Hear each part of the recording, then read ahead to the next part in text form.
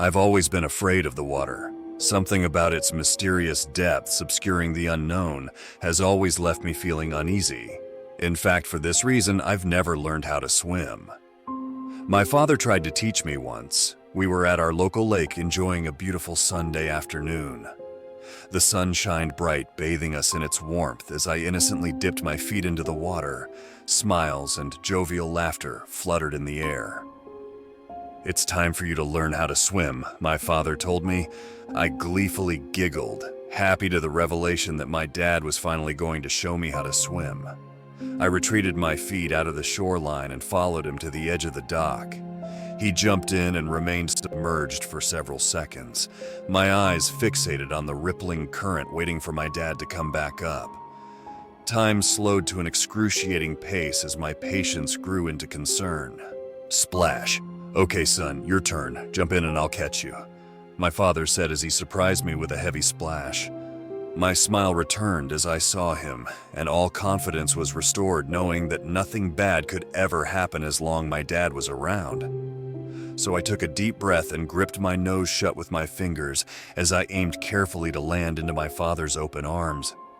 The most odd feeling inundated my senses as my feet lifted off the ground. Anxiety shot across my mind as my eyes remained on my father's gaze.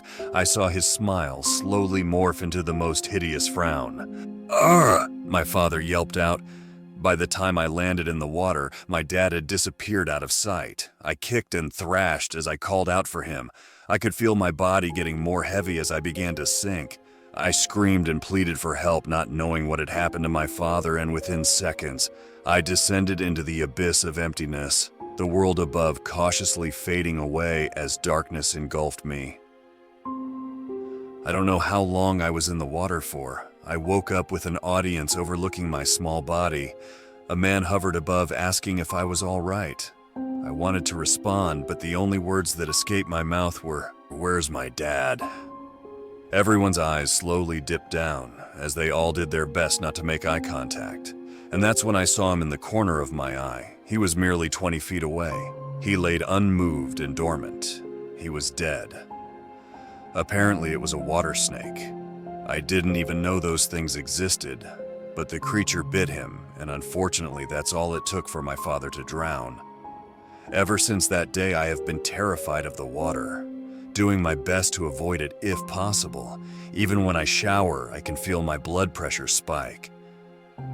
So I moved out into the middle of nowhere, far away from any lakes or coasts, deep into the heartland, surrounded by a vastness of tree line. I lived in a newly built apartment complex. It was surrounded by a beautiful vibrant forest. Each morning I would get up and serve myself a cup of coffee and walk over to my balcony, mesmerized by the enchantment of nature. It was truly a wonderment. The only issue I had was this new construction next door. They had already cut down several trees, excavating the land. Apparently they were going to build some gas station, and for now all I saw was one giant empty hole. I guess that's where they put the gas lines for the pumps. I did my best to ignore the eyesore, only knowing it was going to get worse. I've even thought off different ways of how I could get the construction to stop, but never really acted out on any of the ideas, just knowing more that it was a fantasy to do such a thing. I worked from home, and each day I would hear the drilling and the pounding coming from the site. I would shut my eyes tightly, doing my best to drown out the sound. So when a heavy storm came to town, I was elated knowing that they would have to halt construction. The rain was relentless. I hid in my closet like some child as the ponderous raindrops bombarded my windows, the thunderous clash terrifying me. The next day, to my delight, the storm clouds had dissipated, and all that remained were puddles of water as the sun blessed me with its glow. I smiled, knowing that the construction crew would wait for the site to dry, which could be days. So I walked over to my kitchen, as I have always done, and poured myself a fresh cup of coffee, practically giggling with the pleasure of my newfound solitude. I couldn't hear a sound, just pure silence. Well, other than the birds chirping. I walked over to my balcony to overlook the tree line. I inhaled deeply, savoring the scent of pine, and that's when I looked down at that once massive hole. No longer was it empty, rather, it was now a pond of mud. "You!" I whimpered out at such a sight, but that's when I saw it. I couldn't believe my eyes. There was something moving in the water. Wait, what the hell is that? I asked myself with complete befuddlement. Whatever it was, the thing was enormous, practically taking up the entire pond. I couldn't make out the shape, and all I could do was stare on with disbelief as this thing thrashed around. Maybe it's a flock of birds. I rationalized to myself. I could feel my skin begin to crawl as beads of sweat formed on my brow. My breathing became heavy, and I knew I had to step away from the balcony. I ran back to my closet and curled up into a fetal position as I counted backwards from 10, trying to calm myself. After about 30 minutes, I cautiously left the solace of my small closet and went back to my desk to work, trying my best to ignore the anomaly that laid in the depths of that pond. But that thrashing, sounds of water splashing around inundated my hearing. I did my best to drown out the sounds. My anxiety was at an all-time high, and I did the only thing I could think of. I took a heavy dose of my sleeping medicine and slept in my closet. The next morning, I woke up feeling a bit silly, knowing that I had overreacted. The mysterious encounter surely had a reasonable explanation, and of course, I'm no zoologist. So with reassurance protruding from my gut, I stepped toward my balcony, feeling the most brave I've ever had. As always, I inhaled deeply and closed my eyes for several seconds as I prepared myself to look down into that muddy pond. And as my eyes cautiously opened, I saw nothing. That pond was gone, just an empty hole as before it dried up. I almost felt like jumping in celebration, but suppressed the urge. Rather, I went to pour myself a fresh cup, all while I smiled. As the bitterness engulfed my taste buds, I heard the most dreadful sound. I couldn't believe it, and I ran back to the balcony, looking above. It was thunder. "No!" I exclaimed, not understanding where the hell the storm cloud came from. To my nightmare, the forecast was grim. Somehow we were going to be consumed by a terrible thunderstorm for the next several days. As the night progressed, I tried my best to ignore the storm that encapsulated my apartment building. I stayed away as far as I could from the windows, and especially the balcony, though I wasn't going to hide in the closet like some coward anymore. And I would just think of my father anytime I felt that tingling sensation of fear try to creep its way into my mind. I honestly did pretty good. I spent most of the night watching movies, completely immersed into the reality of entertainment, and soon I fell asleep. That night I dreamt of my father, me and him back at that dreadful lake. Him calling out to me to jump into his arms, but this time I could clearly see that beast behind him. Well, I could see the thrashing of the currents as something ghastly revealed itself. It was as if it was a tentacle, and I couldn't stop looking at. "Jump, son, jump, jump, jump, jump, jump, jump!" And with that, I woke up, but to my horror, I could still hear my father calling out to me to jump. The voice was coming from outside, and I could feel all the blood leave my body as I froze in utter terror. The rain continued to pour down, but even with all the thunder, I could still hear the voice. "Dad," I whimpered out. I had to have been going crazy. Perhaps this was some feverish-induced nightmare, and I cowered underneath my covers like some frightened child hiding from the monster in his closet. I even covered my ears, but that voice, it was still coming through like it was broadcasting into my mind. Finally, a bit of courage erupted inside me, or maybe it was just frustration, but I decided to confront the voice, so I walked towards the balcony. I slid open the glass door and stepped out into the waterfall of rain and stared down into that chasm of water. Before even looking, I could hear the thrashing, and to my horror, there it was, that creature. I couldn't see the entire beast. All I saw was tentacles.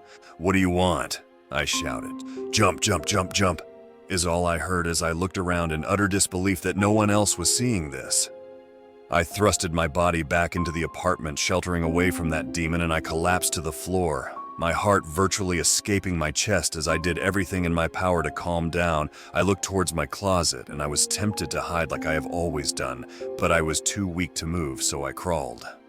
As I squirmed across my hardwood floors, the voice only became more thunderous, breaking through the deluge of the storm, and before I could make it to my closet, I had passed out. I woke up the next day, my clothes completely drenched, but not in rainwater. Rather, my own sweat, and my head had throbbed as if I was hungover. I carefully got up from off the floor, looking around with absolute bewilderment. And that's when I remembered the creature. I couldn't hear the voice anymore, and I sighed out in relief. I also noticed it stopped raining, though the dark, mischievous clouds still hovered above with malice, leaving me utterly angst. I contemplated the idea of just leaving, but I knew I had to conquer my fears. There was no monster in the water. That would be impossible, and with trepidation protruding from my very soul, I stuck my chin up in the air with ambition. I decided to stay. No hiding in the closet, no breathing heavy. Instead, I was going to confront this nightmare. As the night approached, extinguishing any lustrous sun that might have been out, I poured myself a tall glass of wine while I sat in the dark, waiting for the voice to call out to me.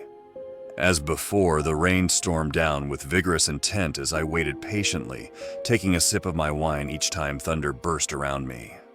I waited and drank, sitting there hoping to hear it. I would occasionally get up and walk over to the balcony, thinking I would say those horrid tentacles, but nothing. Eventually, I fell asleep in my accent chair, alcohol simmering on my breath as an empty wine bottle lay tilted over next to me, and that's when I heard it. A monstrous roar engulfed my apartment, practically shaking the walls. I jumped out of my chair, mesmerized to the sound. I looked around confused and then ran towards the balcony, and there it was, the tentacles thrashing around. I needed to know what this thing was. Why did it sound like my father? I charged down the stairs, sprinting towards this beast. I didn't know what I was going to do when I got there. I just knew I needed to see what this thing wanted with me. I stood next to the small pond, those tentacles still sputtering around. The thing was massive up close, and I looked into the water trying to see what this thing was, and that's when I saw an eye. It was beneath the slithering tentacles, and it was staring at me.